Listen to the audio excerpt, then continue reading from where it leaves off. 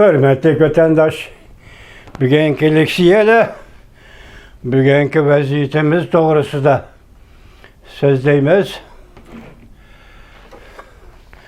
Bugünkü islaha 2022 yıl 1. ayının 16. günü vatandaşlar. Vaziyet doğrusu da gep kılacağım bolsak, İstinad var. Ötken yıl 12. ayının 24. günü Amerika Koşmuş Ştatlarının prezidenti Joe Biden Uygur kanuna karşındak deydi. Mesela Uygurlarını mecburi emgek seliş kanununa imza koyup resmi kanuna aylandırgan idi.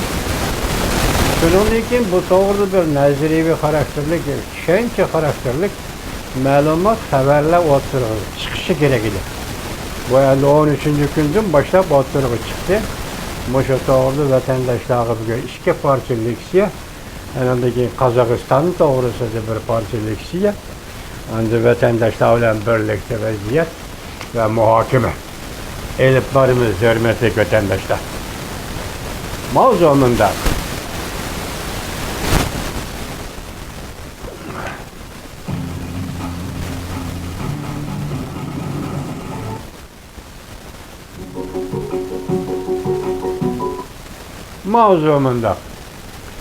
bunun dikliğinin de Şinjan tuarları bulmamda. Yani müstemlike Uyguristan'da işlengen tuarla bulmamda. Bu digellik bazarda bulmamda, digellik mi?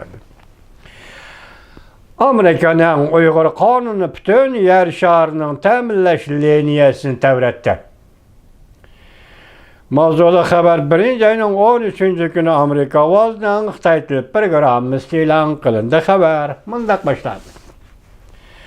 Washington 2021 yılının ahırda Amerika Koşmuş Ştatlarının prezidenti Joe Biden Uygurlarını mecburi emgek selişten aldın eliş kanunu imza koyup bu kanunu resmi kanuna aylandırdı.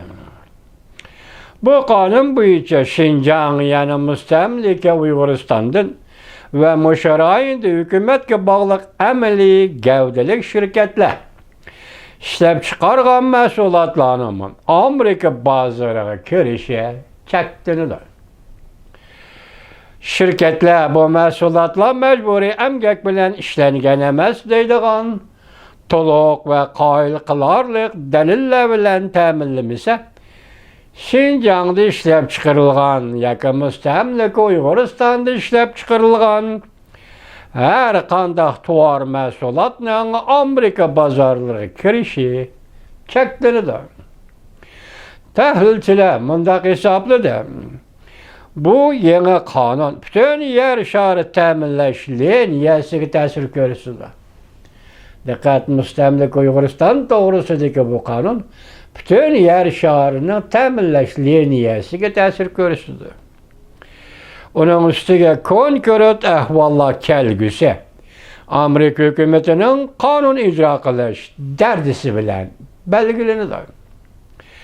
Washington advokatla iş beceriş ornu Rachel Alpert Amerika vazga mındak görsetti. Yeni kanun import kılıngan tuvarlarını teximi köp tekşürüşün talep kılıdı. O mındak görsetti. Amerika Tamojna İdaresi Şinjan'da yani müstemlike Uyguristan'dan import kılıngan barlıq tuvarlarını mecburi emgek bilen işlengen tuvarlarda kıyas kılıdı. Şunlaşka bu Şinjan'dan import kılıngan tuvarlarının Amerika bazarına kirişini çekleydi. Bu işlerin neticesi şundak boladı ki tuvar import kılgıç sodigarlar kaysi teminleş liniyesi Şinjan'dan müstemlike Uyguristan'dan kilidi ya ki Şinjan'a müstemlike Uyguristan'a yakın durduğun caylardaki devletlerden, şirketlerden kilidi. Bu şirketlerini tehemi köp tekşürüş talep kılınır. Alfred Amerika Devlet Mahkemesi advokatla məsləhət biriş işxanası da 7 yıl işləb, Saudi İmborgu belgelemesiga təminləş liniyası və kişilik hüquq sürüşdə qilish işlərinə həm də Amerika Qoşma Ştatları məbləğ sələş komiteti işlərinə məsul olub işləyən advokat idi. O mundaq görsətdi. Amerika hökuməti bundan keyinki bir neçə ay içində əməliyləşdiriş və guvahlıq beriş yığını ötküzüb, bu qanunu qandaq əməliyləşdiriş doğrusu da cemaatdən fikir alınır. Uyğurların məcburi əmgək səlişi saqlanış qanunu da mundaq belgelendi. Qanun prezident imza qoyub 180 gündən keyin rəsmi kuchga ega bo'ladi. Qanunga imzo qo'yilib, rasmiy qonun bo'lib, rasmiy unumlik bo'ladigan mushu vaqt aralaqada prezident Joe Biden hukumati bu qonunni ijro qilish planini tuzib chiqishi kerak. Bu plan yangi qonun bo'yicha shirkatlarning haddi harakatlarini o'zgartirish kerakmi yo'q? Hamda ishlab chiqarish liniyalarini tartiblash jihatda muhim rol o'ynaydi. Bu qonunni yo'lga qo'yishning bir qismi bo'lish sifatida yana bir turlik talab shuki, bir turlik ijro qilish strategiyasi bo'lishi lozim. Mushu oyning ma'lum bir kunida biz federatsiyaviy hukumatning uqtirishni ma'lum bir kunida biz federatsiyaviy hukumatning kechiringlar uqtirish e'lonini fikr elish uqtirishini ko'rib olamiz. Bu şirketler, xodimlar ve başka aloqador kishilarning fikri bilan ta'minlaydigan pozitsiyasidir. Ondan keyin hukumat guvohlik berish va guvohlik elish yig'ini ochadi. Yani ondan keyin alayda bir xizmat guruhi bir turlik strategik siyosat belgilaydi.